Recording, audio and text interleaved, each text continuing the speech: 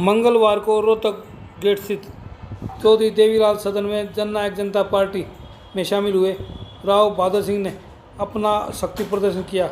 वे भिवानी महेंद्रगढ़ लोकसभा क्षेत्र से जननायक जनता party ticket से लोकसभा के उम्मीदवार के रूप में प्रबल दावेदार हैं। उन्होंने कहा कि वे जनता की सेवा का मिशन लेकर मैदान में उतर रहे हैं। पार्टी ने उन्हें आदेश किया तो वे इस लोकसभा क्षेत्र से चुनाव लड़ेंगे।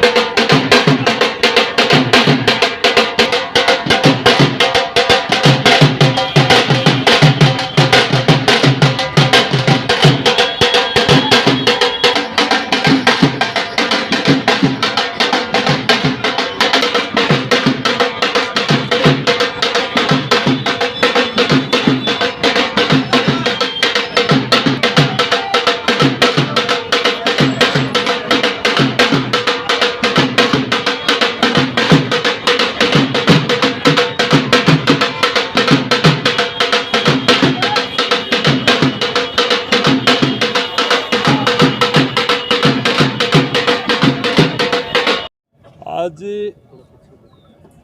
जिस प्रकार से आज भिवानी में आए, आज हमारे जेजेपी के हमारे साथियों का, चाहे नेताओं की बात करें चाहे वर्कर की बात करें, उनकी कहीं न कहीं सलाह लेने के लिए और सबके विचार लेने के लिए आज आपके बीच में आए। क्योंकि इससे पहले हमने महेंद्रगढ़ ज़िला में नारनौल में मीटिंग की और उसके बाद में आज हमने दादरी में मीटिंग करने का काम किया। और जिस प्रकार से हमारे वर्करों का जो जोश देखने को मिला, काबिल तारीफ़ था।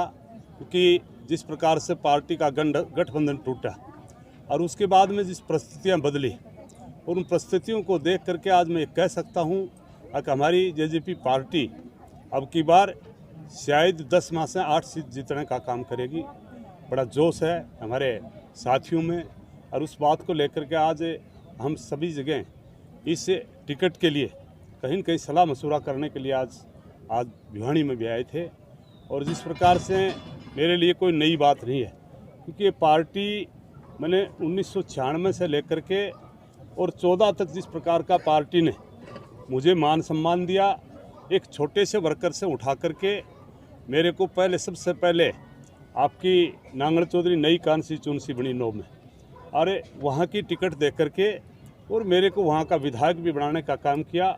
और 14 में आप सारे साथी हो, जिस प्रकार से मेरे को पार्लियामेंट की टिकट दी और जी तोड़ हमारे सारे नेताओं ने, हमारे वर्कर्स ने जिस प्रकार का काम किया, मोदी जी की आन दी थी।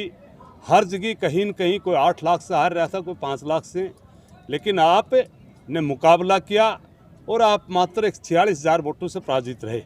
बल्कि हमारे सामने कांग्रेस की बहुत बड़े परिवार की थी, सुरती चौधरी मनसे लाल जी की पोती थी, और हम एक छोटे से परिवार से उठ के आए और हमारी पार्टी ने जिस प्रकार का सहयोग किया, आज सारे वर्कर वही हैं जिन्होंने सहयोग किया, और उसकी वजह से हमने पार्लियामेंट में जिस प्रकार की परफॉर्मेंस की, उसको लेकर के आज हम ये कह सकते हैं कि अब की बार हमारी पार्टी पूरी तरह से विजय रहेगी।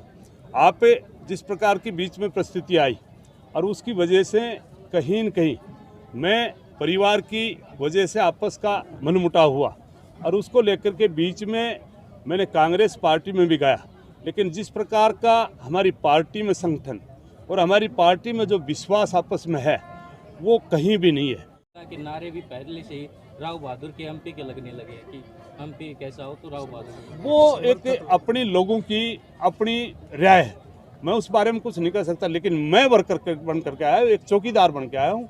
पार्टी की जिस प्रकार से मेरे को आदेश देगी वही काम मैं करूँगा पार्टी के साथ में चल करके, क्योंकि उन्होंने मेरे को बहुत सम्मान दे रखा है, और आगे भी टाइम आएगा और भी सम्मान देने का काम करेंगे।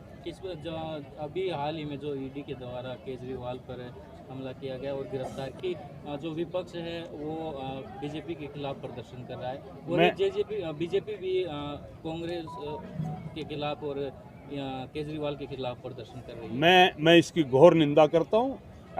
एक ऐसे व्यक्ति को अगर मुख्यमंत्री होते हुए और उसके ऊपर ईडी की रेड गिरवा करके अगर कहीं गिरफ्तार किया है, तो मैं तो उसकी और निंदा करता हूँ कि मुख्यमंत्री होते हुए ऐसा काम उनको नहीं करना चाहिए था। अब तो आचार संहिता लग चुकी थी, अब तो ये मनमानी कर रही है। कल भी इन्होंने उड़ा रखी थी कि दुष्यंत चौटाला के खिलाफ ईडी बैठाएंगे, उस काम में ईडी दुष्यंत भी जाएगा। ये सारी बातें ये डरावा दे करके और दबाव की नीति बना करके बीजेपी चल रही है। आने वाले टाइम में जब 25 मई को चुनाव होंगे तब पता चल जाएगा। इस हमारे हरियाणा प्रदेश की तो मैं खास करके मैं आपको गारंटी से बताना चाहता हूँ, बहुत इनको मुंह की खानी पड़ेगी। जहाँ 10 जीत करके गए थे, मुश्किल से 1-2 जीते, बाकी हमारी जेजेपी पार्टी जीते। 400 पार का नारा दे रही है बीजेपी। मैं कहता हूँ 200 पार भी नहीं करेंगे। कांग्रेस की बात करें, कांग्रेस में फूट है, अब तक उम्मीदवारों के नाम भी घोषित नहीं किए गए, तो क्या लगता है कांग्रेस किस प्रकार की प्लानिंग कर रही है? नहीं, कांग्रेस तो नाम की तो कोई चीज़ रही नहीं, कांग्रेस नाम की तो कोई चीज़ रही नहीं। यूपी की बात करें, बिहार की बात करें, जहाँ भी जाते हैं वहाँ समझौता कर करके टिकट दे रहे हैं, वो तो है ही नहीं कहीं।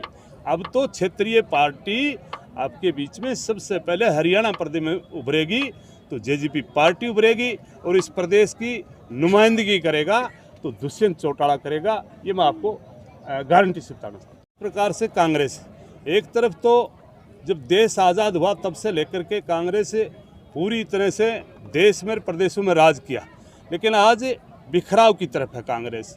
आज कांग्रेस मैंने 8 साल से देखा, आज कांग्रेस कोई किसी प्रकार का चाहे जिला स्तरीय हो चाहे प्रदेश स्तरीय कोई संगठन नहीं बना पाई, और एक 5.5 साल की पार्टी और दुष्यंत चौटाला ने जिस प्रकार का काम किया और हमारे सारे साथियों ने जिस प्रकार का काम किया, आज मैं कह सकता हूं अगर कोई पार्टी मुकाबले में है तो बीजेपी का मुकाबला में जिस प्रकार से उन्होंने पन्ना प्रमुख बनाने का काम किया, उसी प्रकार से हमारी पार्टी में आज जहां भी हम गए, मैं काबिल तारीफ है हमारे जिला प्रधान, हल्का प्रधान, हर पद पर कोई न कोई हर साथी काम करने का काम कर, आपस में हमारे अंदर कोई खिंचाव नहीं है।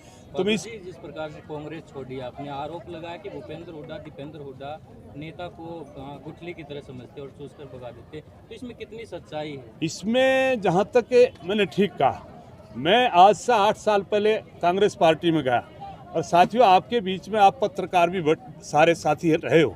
मैंने जिस प्रकार के 5 साल में जिस प्रकार के प्रोग्राम किए और उनको लेकर के मेरे को जिस प्रकार का उन्होंने यूज़ करने का काम किया, तो मैं इसलिए कहता हूँ वो पार्टी यूज़ करती है और ये पार्टी छोटे वर्कर को सम्मान देती है। उन्होंने मेरे को जिस प्रकार से यूज़ किया, आपके पास में कितनी बड़ी रैलियाँ करवाई, कितने बड़े प्रोग्राम करवाने का काम किया, लेकिन मैंने वहाँ देखा उनके बस में एक पन्ना प्रमुख बनाने की औकात नहीं है। अपना जिला सत्र का कोई वो जिला प्रधान नहीं बना सकते, हल्का सत्र पर कोई हल्का प्रधान नहीं बना सकते।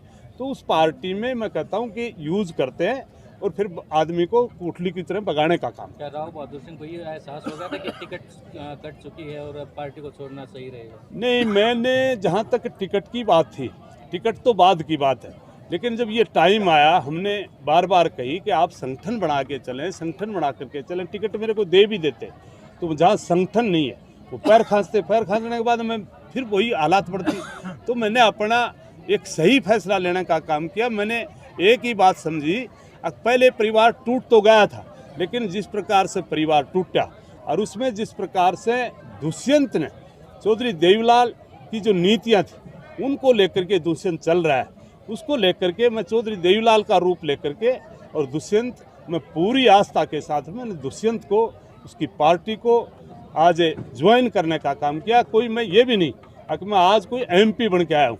बाद की बात है, पार्टी मेरे को टिकट देगी या हमारे किसी और साथी को टिकट देगी, हम उसकी इमदाद करेंगे। पार्टी ने टिकट घोषणा